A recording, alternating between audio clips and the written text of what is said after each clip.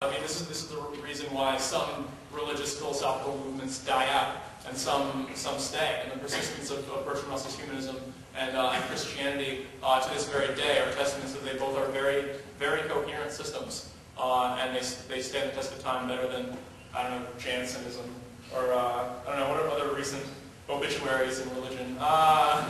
Docetism, that's a good one. That's not true, I'm a Docetist. But in terms of hope, I think that you have to, it's hard to say what hope actually looks like in some sort of theory-neutral way, because what Bertrand Russell calls hope in his essay, I called despair. And so I think this is sort of in the realm where your worldview is not just your answers to the questions, but the answers to the questions as they live themselves out in the actual world. And so as you see these questions being answered in the way the world actually works, that's sort of the place where you look for hope and where you see whether these answers provide a meaning and an understanding that syncs up what you would consider to be a good life, I guess. That's why it's kind of instrumental movements between these different worldviews, and it's difficult to pin down. But I mean, everybody has slightly different concepts of what they mean by hope, but I think that there's enough similarity, and I think that that we can use that as an accurate guide to try and find out what the best answer is in these huge moves between worldviews, not inside worldviews. What you're saying partly, correct me if I'm wrong, is that you can tell if a philosophy or worldview is true if it's workable in the real world. Mm-hmm. But if it's not true, it probably is not going to work. Mm-hmm. Francis Schaeffer had a famous argument called the line of despair, which I think is what Chris is talking about. In essence, that if you accept nihilism as a philosophy, then the answers it gives to the primary questions, you would not be alive, because there is no meaning, no purpose, no reason for you to be here. The only reason you have not yet killed yourself is that there's no reason to kill yourself. And it's true. I mean, so like that's why nihilism it's completely hopeless in terms of as an entirely system of thought. I mean, it is kind of coherent. You know, what's the purpose of life? Nothing. What should I do with my time? Nothing. You know, and so on and so forth. Like it's pretty comprehensive, but it doesn't leave any hope, and it doesn't give answers to these questions that are satisfying. Cool. Next question. Yeah. Okay, so picture actually brought this idea of the pearl, and that it's like area of darkness, everyone's grabbing, and they think they have it when they look into the lights are turned on.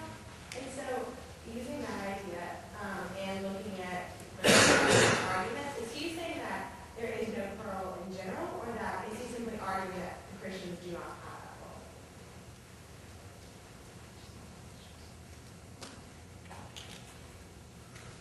By the pearl, you mean like just truth, the true religion. I mean, Bertrand Russell, the way he would actually probably put it is like, there is no true religion. But he'd say it much more British than I just did in terms of his incredulity toward religion. And what he would say is that his position, he wrote another famous essay called The Free Man's Worship. So much more so than other humanists and other atheists, he recognized that what he held was constituted as a religion. And so it's not as much that we haven't grasped on anything as just we grasp onto the tenets of what Bertrand Russell held, which were like a materialist view of the universe. You know, there's nothing outside of matter in the realm of the observable, and so on and so forth. There's no soul, there's no beauty, etc., etc.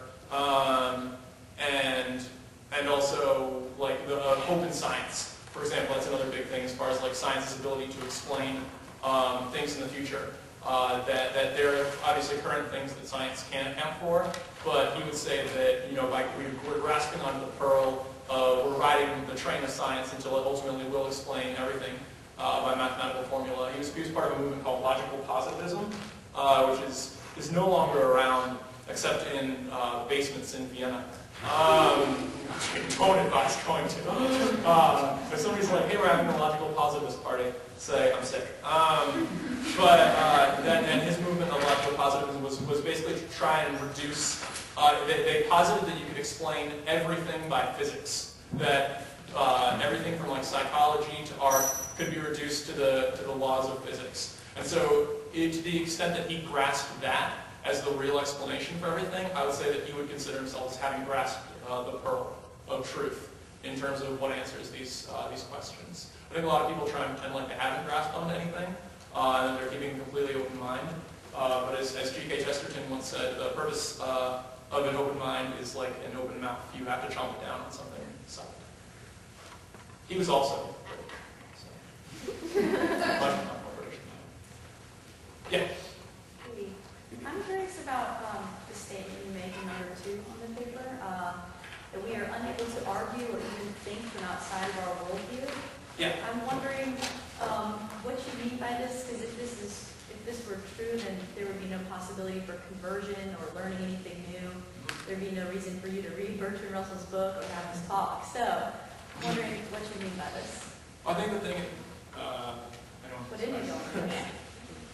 I think the thing is that a worldview, and sort of one of the tests of worldview is that it is extremely comprehensive to the point that it can, to a large extent, engage with other worldviews, and that these questions there is some overlap, obviously, in what I believe and what Bertrand Russell believes. Donald Davidson had a very famous theory about this, that similarly, like, we can't have completely incommensurable worldviews because they'd be like completely incommensurable languages. If you had a worldview that had literally nothing in common at all with my worldview, I would be unable to say that what you had is a worldview.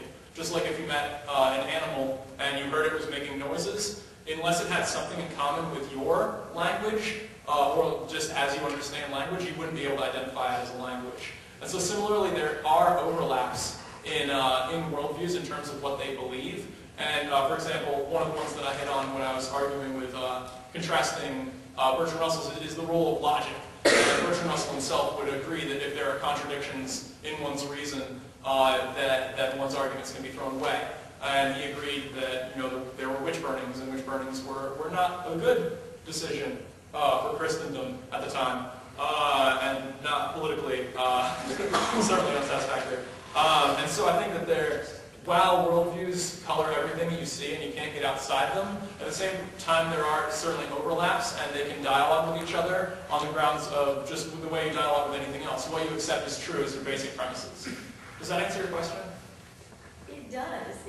But I think that the capacity for learning proves that you can expand your worldview. Oh, certainly. And yeah. I really would question whether there's any worldview that doesn't have some overlap with your worldview. I would agree with that. And I think the thing is like, as I'm sure a lot of us can look at these questions and identify the times that they've changed, that our answers to these questions have changed. And I would say, that's a fact of life, is that people do change their worldviews radically. That's conversion, as you said. But the way that has to come is that has to come from, in order to understand this, and again, this is getting into what McIntyre wrote, also British. Oh, goodness. They are on the forefront of this stuff. We wonder what they do over there, across the pond. As far as just, if you understand, like, Bertrand Russell would probably accept some of the claims of contradictions within his own argument, and so then he would change his position. And so change can happen from interaction with another worldview, and it would take a lot of change, and a lot of his own system realizing, by his own lights, realizing that there are mistakes within his own system, to get him to change something as central. It's like a gobstopper. It's very difficult to change the stuff in the very center, but you can do it. If you try again. Any other thoughts on that? Okay, cool. Yeah. Well, I haven't read Bertrand Russell's essay, but now I kind of don't want to because I feel like you dismissed it as worthless. But, well, I guess out of all this, my guess would be that